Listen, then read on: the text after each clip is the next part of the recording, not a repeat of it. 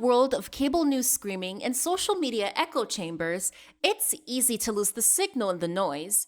Every day, policy is debated, votes are cast, and your tax dollars are spent.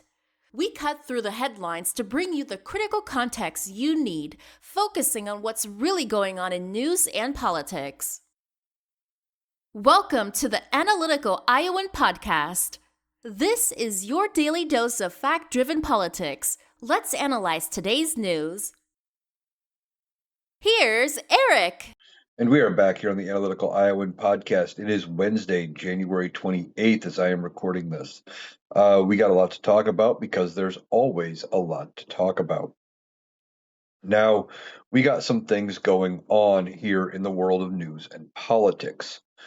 One of the bigger stories coming out of Minnesota has been recently this shooting of Alex Petty. Now, I think the other day I might have called him Alex Petty or Mr. Petty. It's Pretty. Anyway, the whole situation, they have been stumbling over themselves, the Republicans and ICE have, in order to figure out a way out of this situation. And it's not working, right? They don't know what to do. They've tried to paint him as a terrorist, didn't work.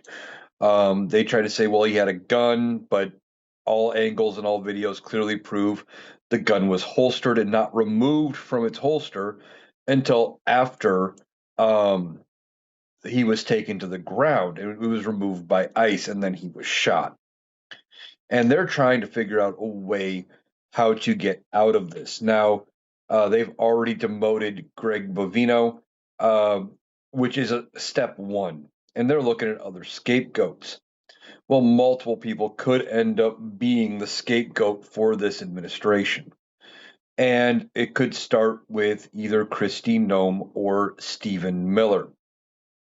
Now, Stephen Miller is that advisor to Donald Trump. Some people think he is the brains behind most of what is going on, and that he's the one really manipulating Donald Trump into doing a big chunk of what's happening. Now, Donald Trump is not a bright man. We've talked at length about the dumb things he says and does, but he gets somebody like Stephen Miller around him, and they would be able to manipulate Donald Trump because he's easily manipulated. You pat him on the back, tell him he's a genius, or he'd look like a genius for doing X, Y, or Z, and he'd go with it. Donald Trump would agree with whatever you told him, and he would think it's the best thing in the world. Now, Stephen Miller could potentially be on the way out. Now, there is some pressure coming from Republicans to remove either Stephen Miller or Kristi Noem or both. And Kristi Noem was in a meeting with Donald Trump, one that Stephen Miller was not privy to. So Kristi Noem was in this meeting that Stephen Miller was not able to be part of. Donald Trump did not let him in the room, apparently, or somebody around Donald Trump did not let him in the room. And Kristi Noem basically said, well, all of that is Stephen Miller's fault. He's the one who told me to go out and to paint Alex Petty as a domestic terrorist, as an assassin, all these kind of things. That was his idea. And now that it's blowing up, Kristi Noem is trying to save herself by throwing Stephen Miller under the bus. And other people in the administration are trying to throw Kristi Noem under the bus. And it's not looking good for either of them. Now, for his part, Donald Trump is willing to, right now, seemingly save Kristi Noem, and Stephen Miller may be the one on the outside, which would be a good thing, and I'm not going to complain if he goes away.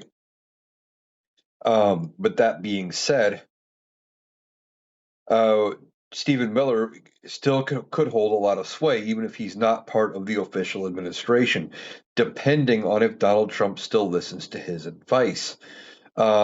But it seems to me that if Donald Trump were to can him or somehow force him to move, he would quit listening to him because he would view Stephen Miller as a liability, as somebody who hurt his reputation. And that is something Donald Trump can understand. So we are watching the Republican Party implode on itself. They are um, and they're going to continue to implode as this gets worse. Now we are watching a funding fight in Congress right now. They are um, voting on whether or not to fund the government. The funding bill that had been opened or that had been passed in November to reopen the government only funded the government through January 30th or 31st, one of the two. And here we are, a couple of days away from it, and they do not have a deal. They do not have a path to fund the government. Now, what is going to happen with this? Well, that is anybody's guess. All right. We have a situation here where the House has passed a funding bill with some Democratic support, even though those Democratic lawmakers are now coming out saying, yeah, I wish I wouldn't have voted for it. It did have some Democratic support, and this funding bill does include $10 billion of funding for ICE.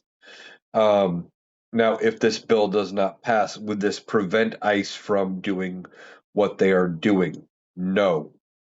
Why? Because in the one big bullshit bill, they gave ICE an additional $18 billion a year in funding. This is just an additional 10 on top of that 18. And for everybody saying, well, under the Biden administration, ICE was funded at $10 billion. Yeah, that's true. Thing is, with this funding bill, uh, that was before the one big bullshit bill. So technically, ICE is already $8 billion over the Biden era budget. This would put them $18 billion over the Biden era budget, or roughly at triple what was going on under Biden. Now, this bill that is now sitting in the Senate, it sounds like it is going to die in the Senate. Um, there are a couple of provisions in here that Democrats in the House aren't willing to take up, or in the Senate, I mean, aren't willing to take up. And I believe there are a couple provisions that Senate Republicans do not want to take up or want to change. And if it does pass with any changes, it would have to go back to the House. And the House has already said, and my Speaker of the House, Mike Johnson, has said effectively that if it comes back with any changes, they are not going to take it up. They are not going to vote on the changes. So it's basically either pass it as it stands or it is dead in the water. Well, what are the two provisions here that are going to be sticking points? Now, there are a couple things. One is this poison pill type resolution that the House Republicans put in there, which is weird that I'm calling it a poison pill because it's actually going against their own party. Um, but they're trying to prove a point with Senate Republicans. Now, you may remember in, I believe it was the one big bullshit bill. It might have been in the bill to open the government back up in November. In one of the two, there was a provision in there that would allow Republican senators who had their phones seized during the investigation into January 6th by Jack Smith to sue the federal government. And there were varying benchmarks, like if they had their phone physically taken, it was $500 million. If it was, uh, I think it was $500,000, not 500 million. If they had their text messages read, it was like $500,000. If they had their uh, contacts looked into, it was 500,000. There were so many things, and Senate Republicans were sitting on the potential to make millions of dollars out of this. And House Republicans were like, whoa, this makes us look dumb. Why would we ever agree to this? You know, what the fuck do you think you're doing? But it passed anyway. And now they're saying, well, this looks bad for us, so we have to fix it.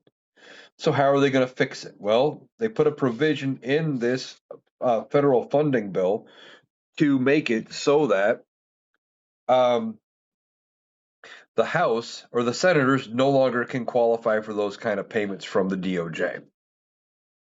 And I don't know if Senate Republicans are willing to take that up or if they're going to try to get rid of it. Now, if they try to get rid of it, the corruption would be pretty blatant. Now, we already knew that Senate Republicans were already corrupt, and the Republican Party has, for the most part, no morals. But this would be rather blatant and obvious. So I think that's one reason why it would not pass the Senate. Now, the other reason is ICE funding. Okay. Democrats are saying not only are they willing to shut the government down over ICE funding, they want less funding for ICE. They also want more they want other guarantees and more protections for American citizens. And that may be a non-starter for Senate Republicans because it would go against what Donald Trump is trying to do with ICE. Now, what protections are we talking about? Well, it would start with the resignation of Kristi Noem.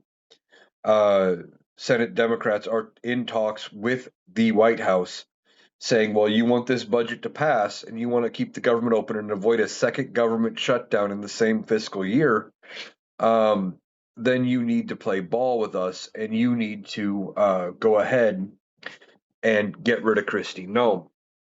Now, Kristi Noem is the head of Department of Homeland Security.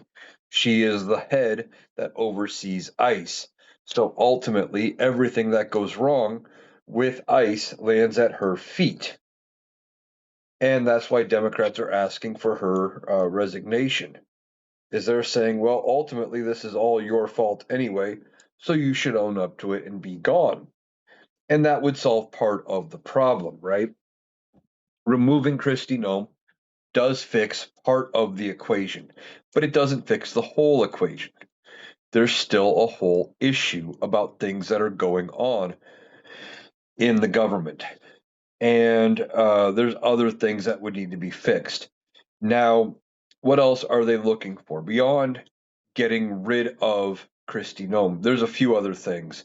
They want to end this door to door, brazen, like sweep every street philosophy that ICE is doing, where they're going into all of these locations and all these businesses and basically just showing up saying, I want to see papers for everybody who works here and detaining anybody who gets in the way, detaining anybody who is undocumented or here illegally, or who just may be of a Latino heritage, because that seems to be the biggest group they are going after right now.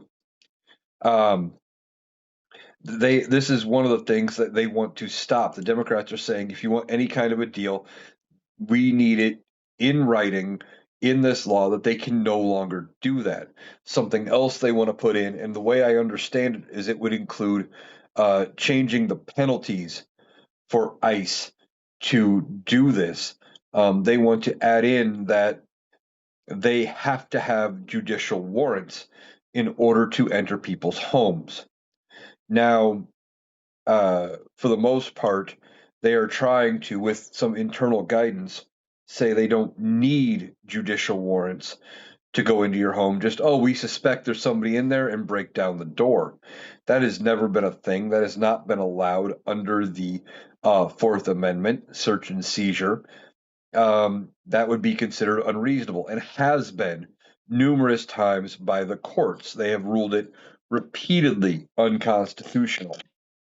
And the fact that they would have to put that in this piece of legislation is pretty damning, if you ask me. But I think they want that in a guarantee, and I think they are talking, and I could be slightly wrong on this one. I thought that the way I understood it is they were talking about extending potentially the statute of limitations and or increasing the penalties. So, and I don't know what the penalties would be for an illegal search, other than um, normally that would mean that anything found from that illegal search would be inadmissible in court. Um, I don't know if they're talking about putting in more penalties for ICE agents who do that. So that's a couple of the things they are looking for if they agree to keep the government open. And they're talking about trying to take that $10 billion away from ICE. Remember, ICE has 18 billion already allotted through the one big bullshit bill, which is still $8 billion over what was ever allotted under Joe Biden. And we will have to see if they come to some kind of an arrangement or some kind of a deal, um, and actually keep the government open. Now, we had a situation here in Minneapolis yesterday. uh, Representative Ilhan Omar. She was giving a town hall, and compared to Republican town halls, it was actually pretty mild. They were asking her questions. She was getting decent responses from the crowd. She didn't have people saying, "Well, what about my health insurance? If I don't have it, I'm going to die." Like, it wasn't as raucous as some of these Republican ones. And the Republican ones, they've pretty much quit having, because they're meeting up with constituents and they're getting asked hard questions. Um, and they don't want to deal with it. Well, Representative Ilhan Omar was giving this town hall, and at one point, a man, a Trumplafuck, a MAGA, a Trump supporter, call him what you want, gets up. He makes a motion toward Omar, and she doesn't back down. She steps up away from behind the podium and steps up like she's going to knock this guy into next week. And he takes a syringe out and covers her with a liquid. And at first, it wasn't noted what that liquid was, but it is apparently been identified now as nothing too serious. It was just apple cider vinegar. Now, I don't know what the purpose of the apple cider vinegar was. I don't know if that was meant to be some kind of an insult. I don't know if it was just because it stinks. Um, I don't know if it was because it happened to be what the guy had around his house. I have no idea what the purpose of the vinegar was, other than to potentially embarrass Omar, or something like that. Now, for his part, prior to this happening, Um, Donald Trump had been giving remarks about Ilhan Omar, actually, at his rally here in Iowa. This would have been on yesterday, on Tuesday, and he was talking about Ilhan Omar, and he said that well, the country she comes from, it's just horrible. I don't know if you could even call it a country, something to that effect, but basically just badmouth Somalia, where she is from. And then this guy, who, if you follow his social media, apparently they've dug into it a little bit. He's got tons of pro Trump stuff. He is very clearly not a left wing activist. Well, then after this happened, Donald Trump, like what you would expect from a politician, was given a chance to respond. Reporter asked him about the attack on Representative Omar, and Donald Trump went with his standby. Well, I know nothing about that. I don't know anything about what happened. Um, and then, he had the chance and the opportunity to say something and do something presidential, and he didn't take it. He could have said, well, I don't know anything about it, but I feel horrible that it happened. I hope it was nothing serious, and the person responsible should be charged to the highest extent possible, or something like that. But what did Donald Trump say instead? Donald Trump comes out and says, "Well, I don't know anything about that, but Ilhan Omar, she's a radical, and I wouldn't be surprised if she paid someone to do it to herself." Effectively, is what he said. He didn't have any remorse or any sympathy for Ilhan Omar having gone through this. Now, like I said, it was apparently nothing more than apple cider vinegar. But he didn't come up with a bit of remorse or any sort of sympathy for her. He didn't want to see the perpetrator held to any sort of standard or to be punished in any sort of way. Donald Trump was perfectly okay with what happened because it was going against somebody he didn't like. And one of the reasons he's been going after Minneapolis so hard has been because they had the audacity to never vote for Donald Trump. 3 elections, Donald Trump lost Minnesota all 3 times. Now, you might remember going into the 2024 election, Donald Trump was delusional enough to think he could flip Minnesota. And then when it didn't happen, now he's taking it out and he's going on revenge against Minnesota for daring to vote for the Democrats. However, Minnesota has been blue since the 80s. They were the only state in the late 80s who did not vote for Ronald Reagan, or mid 80s, I guess, 84. The whole thing with Donald Trump, this is all about retribution. Donald Trump wants to, get back at people and prove a point that he's the tough guy and make sure that everybody knows it's him and that they should respect him, etc. What he doesn't understand is if he actually was just presidential in the first place, he would get the desired outcome. But that's who Donald Trump is. That's the kind of person he is. He is a raging narcissist and only cares about how things make him look. Now, I mentioned he was here in Iowa, and this was a chance for him to get out into campaign. Okay. He was out campaigning here in Iowa for the midterms, and he's terrified of these midterms that are coming up. And I mean absolutely 100% terrified. Why? Well, he's afraid of losing the House of Representatives. He knows that if he loses the House, and he said as much at his campaign stop, that if he loses the House, they are going to impeach him again. Now, he took it a step too far, and he said, well, they'll come up with a reason to impeach me. They'll say, well, you took the wrong off ramp on the highway, and they'll impeach me for it. Well, first of all, motherfucker, you don't fucking drive. You get driven everywhere, and you have for the majority of your life. So why would they impeach you over that? Second of all you have to do is look at any day of his presidency, look at any number of scandals going on, and you can probably come up with something that could qualify as an impeachable offense.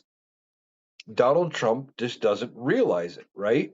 He is oblivious to knowing what's going on. Donald Trump is, convinced that everybody loves him the way he loves himself. But he also knows that the Democrats would actually go against him. What is going to be hilarious is if he gets blindsided and the Republicans turn on him. Now, I've talked about it before. I think that there could come a day, and it could come up soon, where the Republicans say, okay, enough's enough, and it's time to move on Donald Trump. And when the Republicans make their move, if they make a move, and I think they will, but I'm expecting it to be quick, fast, and Donald Trump's head's going to spin. It wouldn't even surprise me if, because we know Donald Trump's sundowns, and that he normally doesn't go to bed till 3, 4, 5 in the morning, and then doesn't get up till 10, that they move quick enough. They call a special session at like 4 in the morning when Donald Trump is finally signed off of Truth Social. He's finally asleep. They call a special session. Everybody shows up, and they have it all planned out ahead. They quick vote on impeachment articles. They go over to the Senate. They have the Senate trial. Again, wouldn't surprise me if they do it early, and that they even have John Roberts on speed dial, that he is already there because the Chief Justice of the Supreme Court oversees the trial portion of the impeachment, and they move through that trial portion really quickly, and that before Donald Trump even knows what hit him, that he is already potentially impeached and removed. Now, whenever I talk about Donald Trump getting impeached and removed, I hear people coming into my comment sections or my lives, etc., talking about how, well, it's not going to matter if they impeach and remove him. He just won't leave. Here's the thing with impeachment. If they vote to convict him in an impeachment, and again, this is on the assumption that it is the Republicans doing this. If the Republicans move against Donald Trump, they are going to do it when they know they have the votes in both chambers of Congress to remove him. And I think it's going to happen quick, fast, and dirty. So when he's gone, he's not going to have the authority of the presidency. Now, once he gets removed, basically the minute they pass judgment, they could say, okay, as of right now, and I'm going to throw out a date and a time. Let's say they did it tomorrow, January 29th, and they had it all done by 8 a.m. They could say, as of 8 a.m. today, January 29th, 2026, Donald Trump is no longer president of the United States. The minute they pass that judgment, as of whatever time, I believe they would set a time, and maybe not. Maybe it would be whatever time they actually pass and whatever they vote on, whatever time it is, maybe it happens immediately. I'm not sure because we have never successfully removed a president or anybody with impeachment. It's been there, but the bar has always been very high to prevent it from becoming a political tool and just, oh, well, you impeached my guy, I'll impeach your guy, and we go back and forth.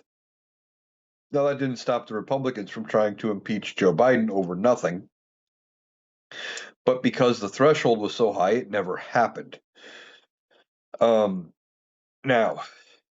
I think what'll happen then, though, speaking of Donald Trump and not leaving, when he gets convicted, J.D. Vance would become president. And wherever J.D. Vance is, all he needs is a judge. He raises his hand and he takes the oath of office. The minute he finishes that oath, he is the president of the United States. All powers transfer to him. And no matter what Donald Trump says or does, the levers of power should not work for him after that point. And the thing is, if the Republicans do make that move, it is going to be a dog pile. And what do I mean by a dog pile? Well, I'm sure you guys have watched House votes and Senate votes and stuff come through, right? And they do electronic voting. And the senators would have something sitting in front of them where they could push vote yes, vote no, right? But most of the time with those votes, they're open for 5, maybe 10 minutes, whatever the time frame is. And you can vote. Well, your vote only counts once, but you can change your vote up until the point where the speaker says, okay, all votes are in. Basically, they have a time limit, and it is not unheard of on a close vote to see members of the House or members of the Senate going around trying to convince each other to change their vote and vote a certain way. We've seen it happen before. But I think there will probably be some no votes if they try to impeach and remove Donald Trump. But then once they cross the threshold and the Republicans have the votes on the floor, it would not surprise me to see those no votes change to yes, and it becomes an absolute dog pile where like 90% of the House votes to send the charges over to the Senate. And then when the trial is going on in the Senate, it wouldn't surprise me if it becomes a dog pile and suddenly he gets convicted with 75% of the senators above, much more than the 67% required by the Constitution. It wouldn't surprise me at all that they would send him a message. Now, whenever I talk about Donald Trump being removed, I get people in my comment section saying, well, we wouldn't want JD Vance. JD Vance would be worse. Here's the thing about JD Vance. There's going to be some issues with JD. First of all, he does not have the same level of charisma with the Republican Party that Donald Trump does. He just doesn't. It's not a thing. Okay. J.D. Vance is going to be lucky to be able to get anything through Congress if the Republicans have control when he becomes president. He's going to be there as an intermediary. He's going to be the guy who is there to fix everything and to make everything look better and try to salvage either the midterms if they remove Donald Trump ahead of those, or to salvage the 2028 general and not lose to the Democrats. Now, as that is going on, I think he's also going to be given marching orders by the Republican committee, the Republican National Party, saying, hey, in order to keep things good for us going into the midterms, et cetera, this is what you need to do. This is where you need to focus. And this is what you need to change so we don't get embarrassed and we don't get completely and totally annihilated in either the midterms or the 2028 general. Now, there was another thing that happened today down in Georgia. And there was a search warrant issued by a judge, signed off by a judge, not sure which judge. And knowing this administration, I hate to put this out there as a conspiracy theory, but it wouldn't surprise me if maybe it was never signed by a judge or that somebody forged a judge's signature, but I don't know. But what was the FBI looking for? Well, they showed up at Fulton County, Georgia, and they started seizing voting records, ballots, etc., of the 2020 election. Yeah, I said 2020, not 2024. Why? Well, Joe Biden won Georgia by a little over 11,000 votes. And Donald Trump has never been okay with the fact that he lost Georgia. Remember, right after the election, he turned and he called Brian Kemp, the governor of Georgia, telling him to find him the votes in order to stay president. And of course, Brian Kemp couldn't because that wasn't a thing, and that's not how elections work. So now the FBI has pulled up 5, almost 6 years later. It is, confiscating as evidence in some kind of a criminal case for some kind of a nefarious purpose. They are going after the ballots. Now, I did a TikTok on this, and I've been thinking about it since. The big thing with this is it's a distraction from a couple things. It's a distraction from the Epstein files. It is a distraction from Minnesota. It is a distraction from his failed economy. It's a distraction from a lot of things. Okay. But beyond that, what is he hoping to find? Is he hoping to find proof that the Democrats cheated? Yeah, of course he is. Donald Trump is doing this, or the people around him are having the FBI do this, hoping to find proof that that Donald Trump was right and that the Democrats cheated. Why? Well, that way, if there's proof of it, then they can say, well, see, the damn Democrats, all they do is cheat. And they've got a talking point going into the midterms or the 2028 general election. Beyond that, they have, by looking into it, they are trying to figure out what went wrong and how can they prevent it from happening again. And by what went wrong, I'm not saying that something was wrong with the 2020 election, but how did they lose? They want us to look at the actual ballots and see if they lost by as many as they did, etc. And they're going to be looking for any sort of reasons to disqualify people. And they are trying to come up with some kind of a talking point going into the general or into 2028's midterms. Why? So that way, when they lose, they've got a thing to talk about. And at least some Republican voters are going to say, well, that makes sense. If they come out and say, well, see, they cheated. I mean, why else would there have been a search warrant issued? And why were why was ballots and stuff confiscated as evidence if they didn't cheat? And there's going to be a group of Republican voters that are going to buy that malarkey. They're going to buy it, say, yeah, that makes sense. There wouldn't have been a search warrant. There wouldn't have been an investigation if the Democrats didn't cheat. This is all about giving Donald Trump cover, and it's about going after states and people that he thinks have wronged him. And if he does find something nefarious, and I don't think he would, But if he finds something nefarious, he is going to want to use it to go after his political enemies, both Joe Biden, Kamala Harris, trying to hold them accountable for him losing the election. Because Donald Trump doesn't like the fact that he lost. He can't handle the fact that he lost. He is embarrassed. And he doesn't understand how, a record number of voters turned out in favor of Joe Biden and all told him where to go and what he could do when he get there. We told him to go fuck himself and go to hell. So that is part of what is going on there. Donald Trump is trying to get voting records and ballots, etc. Well, they have gotten them now, I guess, from Georgia.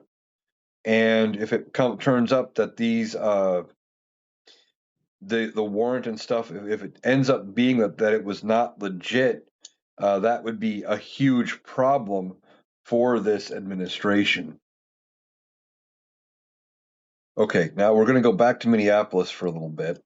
There was an incident late last night, Tuesday night, and not all the details are out yet, but this could cause some kind of an international scene, an international incident.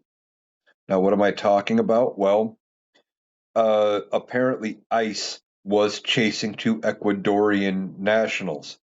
Unknown if they were actually here undocumented or if they were just here on like legal visas and stuff. And because of their appearance and their accent, etc., they were targeted by ICE. So we don't know what was going on there, but they were being chased by ICE. Well, they ended up going into the Ecuadorian consulate in Minneapolis. Now, a lot of the bigger cities, a lot of your state capitals have some consulates. Not every state does not have a consulate for every country, but Minneapolis does have one for people from Ecuador. Now, what does that mean? Well, a consulate or an embassy is considered foreign soil. It is considered sovereign soil of the country that is represented there. Okay. We do it when we have our embassies and consulates in foreign countries, and we grant them the same courtesy here. Now, the minute those two Ecuadorians entered the consulate, it is effectively considered like they crossed the border back into Ecuador, like they were transported, down to Ecuador. Okay. Again, don't know why they were being pursued by ICE, but apparently at least two ICE agents tried to break into the Ecuadorian consulate. And they were stopped by security and sent packing and put on their way. But in a strongly worded letter from Ecuador to the United States, they are basically saying they need assurances that this is never going to happen again. One of the things Donald Trump and his people do not realize, or these ICE agents do not realize, is that we as American citizens also depend on the same agreements back and forth as the citizens of Ecuador did for their consulate. So if you are an American traveling abroad and you need something from the embassy or the consulate for the United States, for example, one I saw, I think it was the Bahamas. I saw somebody talking about a trip to the Bahamas and how you don't need your passport.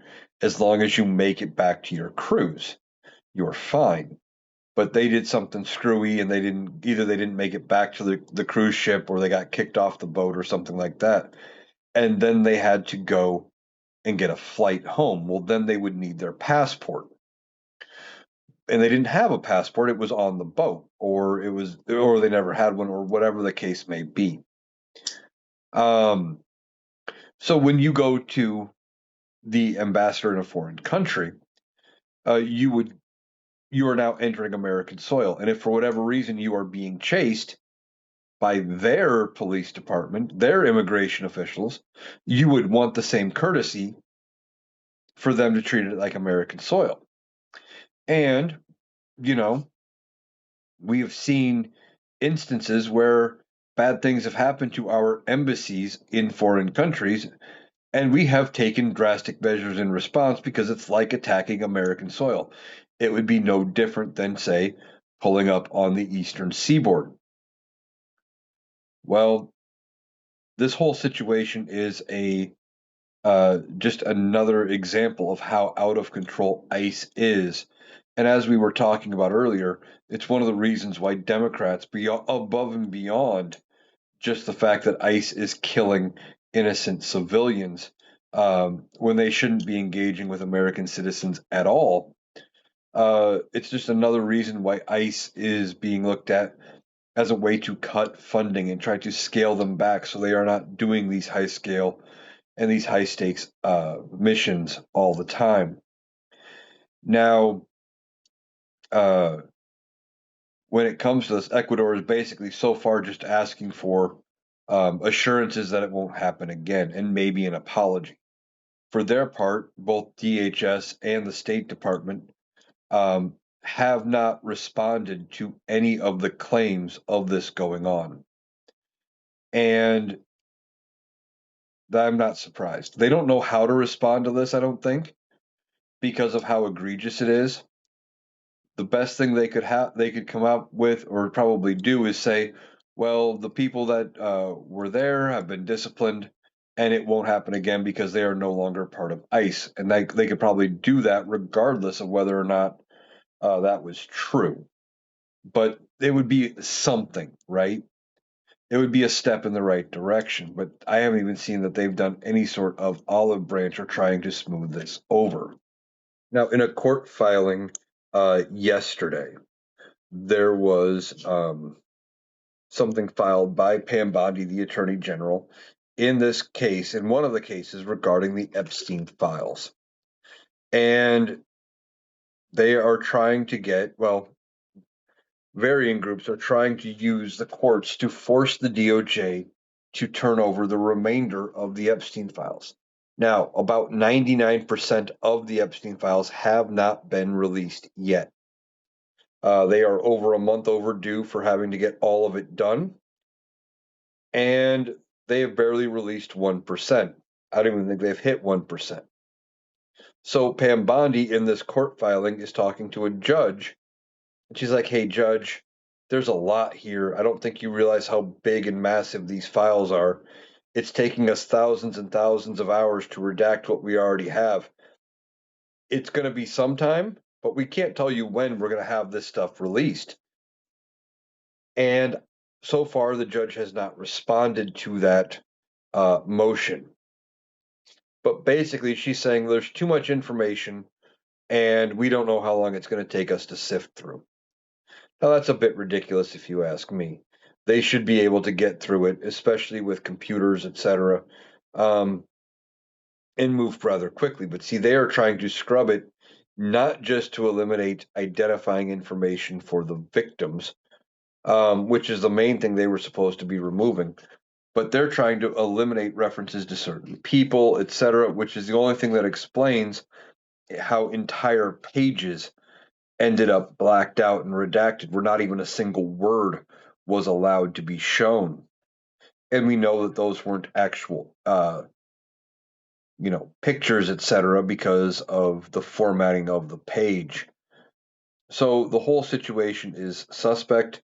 Pam Bondi trying to get more time, and I'm not surprised they're begging for more time. They're trying to say it could take years for all of the files to get released. Now, is that possible? 110%. It's possible that it could take several years to get all of the files released, but we don't need them all. We just need a few select ones to start getting after certain people, like Donald Trump. And when a few key pieces of evidence come out, that might be enough for the Epstein files to be enough to take down Donald Trump, right? Say a picture comes out with Donald Trump with an underage girl sitting on his lap, and that underage girl happened to be topless. That would be probably enough for Republicans to want to move on from Donald Trump, because they would have to defend that to their voters. and they can't, right? And that may be the one thing that would actually get the MAGA base, even those hardcore, diehard Trumpers, where the majority of even them would say, okay, this is fucked up. We got to move on. Can't believe he did that and move forward.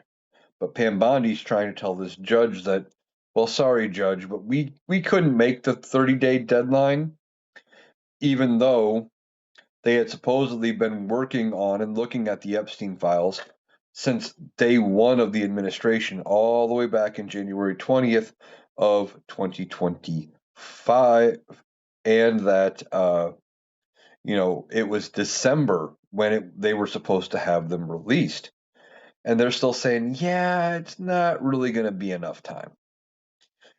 Um, some people are speculating that these Epstein files will not see the light of day before Donald Trump is out of office. And that is probably a very real estimate. I don't think we see everything in its entirety before Donald Trump is gone off this mortal coil, despite the fact that we deserve to see it. We should know who is responsible, and those people that are responsible need to be held accountable to the extent of the law that they are able. And I don't care who it is. I don't care if it's my favorite celebrity. I don't care if it's anybody in my immediate family. They need to be held accountable for the atrocities that they have done.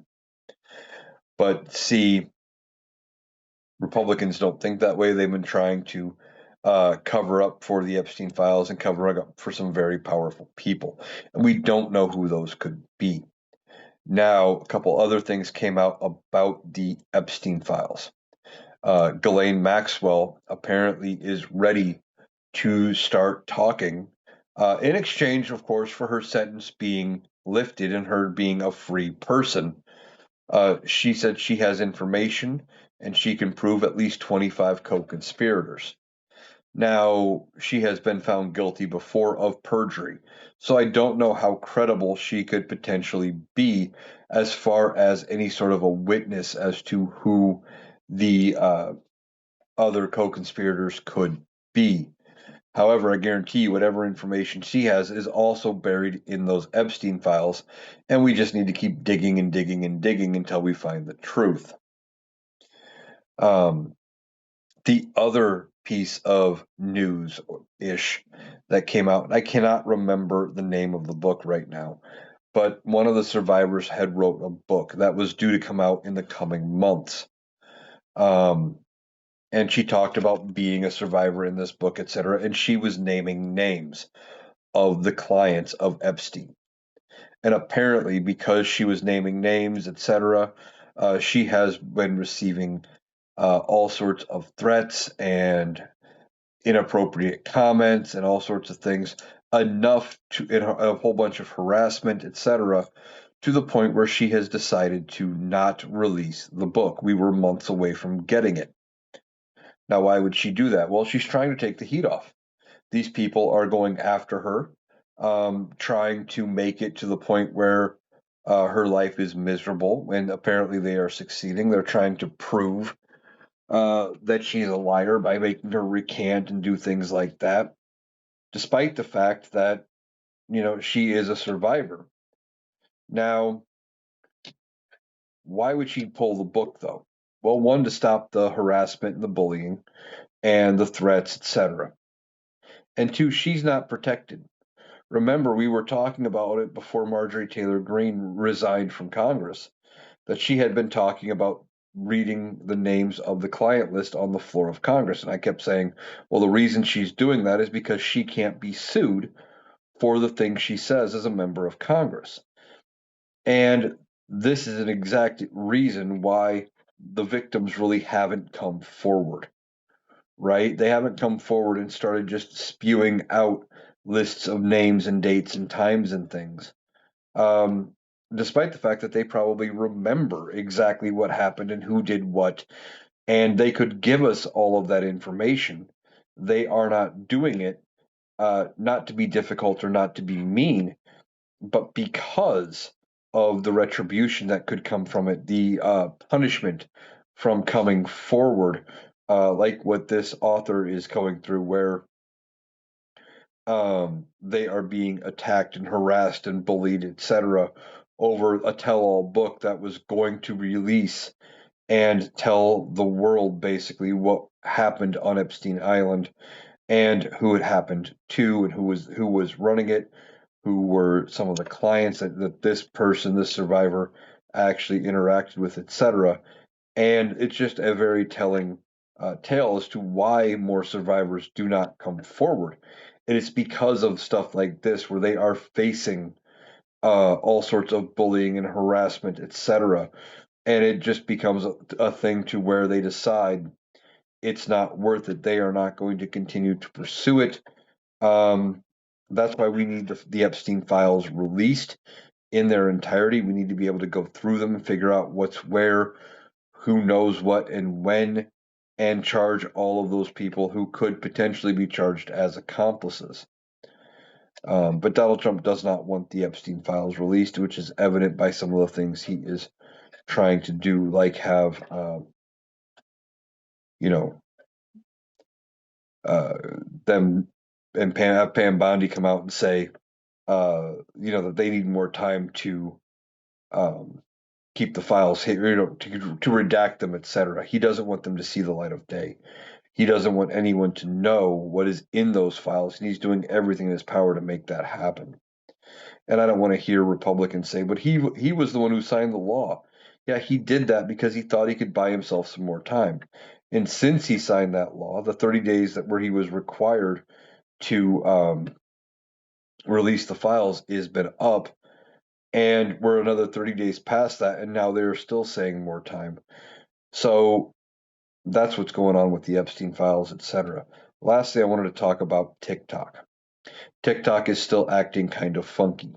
Now, I do not know if um, it is just funky because of the reasons they have said, which is mostly because of foreign servers being transferred over to the United States. Now, that was part of it, and apparently there was also a power outage as they were in the process of completing the transfer, etc. But TikTok is still being weird. Now I'm seeing all sorts of conspiracy theories about TikTok and what is going on.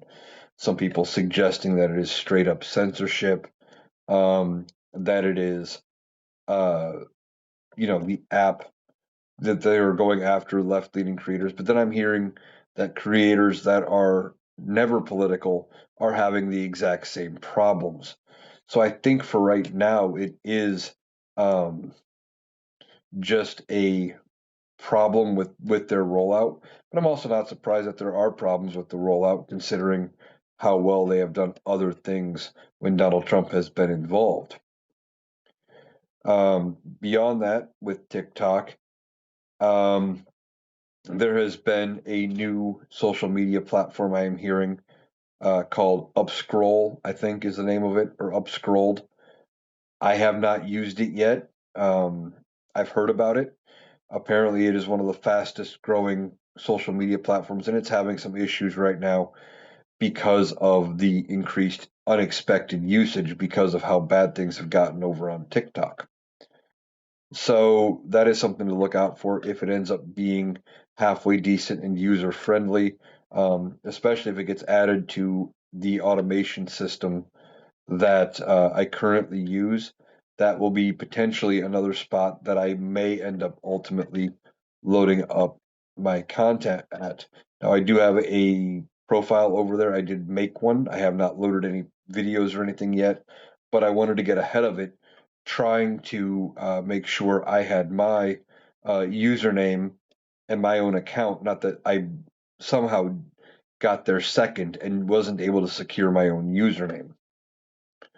Now, we're also hearing that Gavin Newsom is launching a California investigation into TikTok.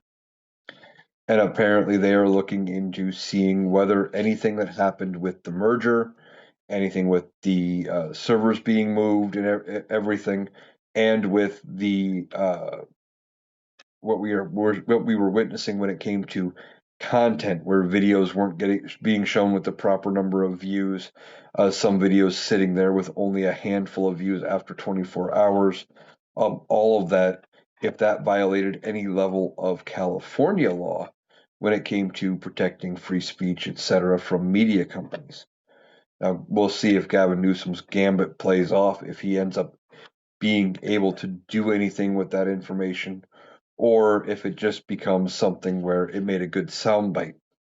We will see if Gavin Newsom is able to pull off anything in regards to TikTok and making it, if they can prove that it was something nefarious, that would be something.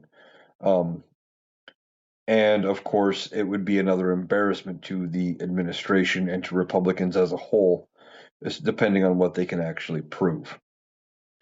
Now, that's going to do it for today's episode of the Analytical Iowan podcast. Tomorrow, Thursday, I am going to be a guest over on the Rational Boomer podcast. I will be Thursday's guest. It's one of the reasons why I was recording this so late. Last minute, Mike asked me to jump in and be a guest over there. So I ended up jumping on and recording with Mike, and then sat down and recorded this right after. So hopefully it was a halfway decent podcast. Hopefully you guys got something out of it. I encourage you to check out my appearance tomorrow on the Rational Boomer podcast. I hope you have a great day, and I will be back tomorrow with another podcast with more to talk about. And I'm considering doing a late night live. If I do one, it would probably be a bonus podcast episode that I would just fill in there as well. Haven't decided if I'm going to do that. If I do, it would be in the middle of, it'll be a much later than normal TikTok live, and see what kind of overnight crowd in the United States I end up pulling. Just trying to reach an even bigger audience. So, and thank you for taking the time to join me today. I hope you have a great day, and I will catch you again tomorrow.